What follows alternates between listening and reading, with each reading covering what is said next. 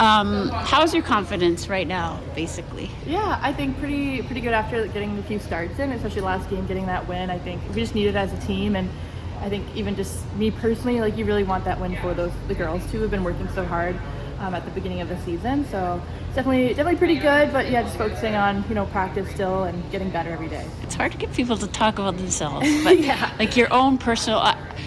What I had written down was, okay, you got your first game action, you got your first start, Yeah. you got your first win. Yeah.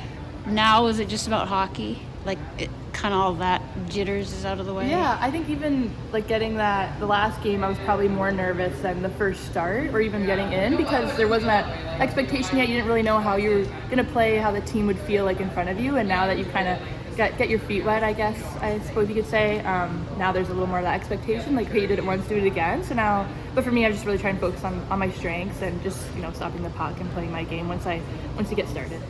Okay, and I'll ask one more and then I'll let you go.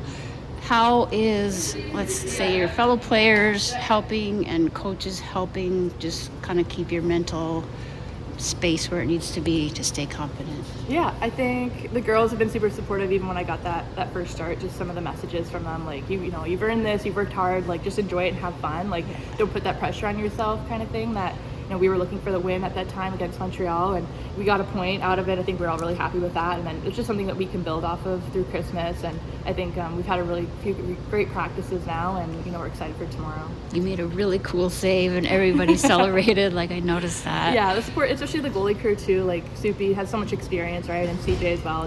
Just told me, like, just focus one puck at a time. It's all you can do. So. Yeah.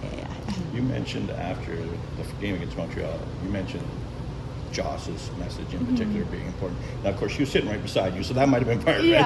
But why Joss? Yeah, well, I mean, we're both from St. Anne. Yeah. I mean, she grew up there and then moved to Winnipeg, but just somebody that I look up to growing up. There's a lot of embarrassing photos of me really young and, interviewing her at school, or, when her and the Brams as well would come to school and visit and kind of tell their story when, women's hockey at the time was just kind of growing. But that for me was like, oh my gosh, they're my idols. They're here at school. And now getting to play with Joss, I sit next to her. She's near me in the locker room too. Yeah. And even just at that interview, it's kind of surreal for me. She's somebody I've looked up to, and coming from a very, very small town as well. Not exactly, but what was the gist of the message from Joss? I think it was just, good luck tomorrow, like, glad to see you in the lineup, and, just have fun with it, and trust your instincts kind of thing.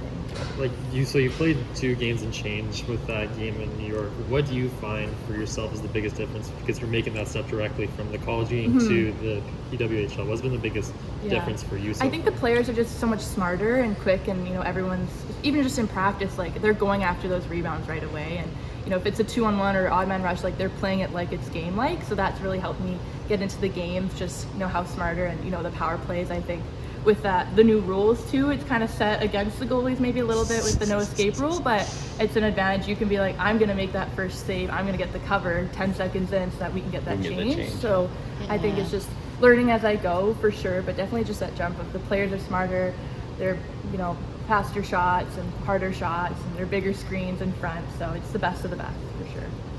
I know you've had it for a little while, but I was also wondering, like, I kind of noticed the last couple of games there was kind of like a mural on the back of your mask. Couldn't really tell on TV. Can you kind of take me through a little bit about the design process and what that means, like what you have on the back of your mask? So the main photo of it is a Manitoba license plate. So I used to just have the outline of Manitoba on my helmet, and then, I don't know, just driving around this summer so much going to the city, I was like, why don't I just do that? Like, that's so cool. I don't know. So they were able, Vice Design, I worked with them at Ohio State, and they were able to put that on. And then I have the Blocko for OSU, and a star for RMU as well. Kind of just, this is why I'm here. They helped me get here and push me to be better. And play for her is something that we said just at OSU, whether it's your younger self, whether it's just you need that little push, or just the girl standing next to you is kind of something we would always say at school. So I like that. Thought I would bring it here. What is it about Manitoba and goalies?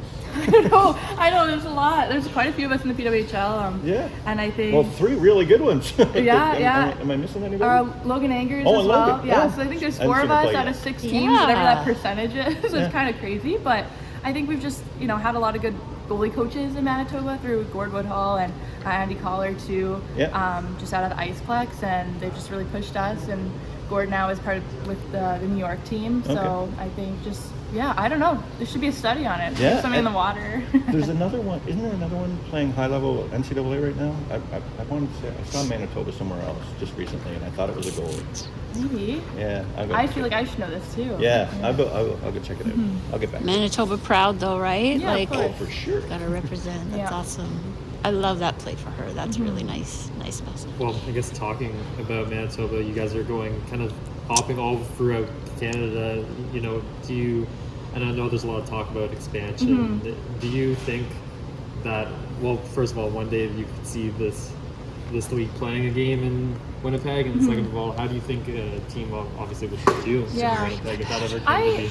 It's okay. It's okay. Like to think that they would do pretty well. It can be, I don't know, everyone's like, I don't want to live in Winnipeg, whatever. But the I guess the market there with the Jets, like everybody loves the Jets. And they're on a high right now too, so that helps. But there's a lot of history there with, you know, it being cut kind of and then bringing it back. Like I remember that time growing up. So, and the female hockey game has grown so much even since I started playing. Like now there's AA leagues and kind of a junior league as well. So I think it's grown a lot that I think we would do fairly well. They'd probably have to maybe throw in a neutral site game there just to see. And it's kind of right in the middle, so that helps too. You're not going that far west, but we'll have to see. I hope so one day. But And then you'd have that Minnesota-Winnipeg rivalry yes, as well. Right? yeah.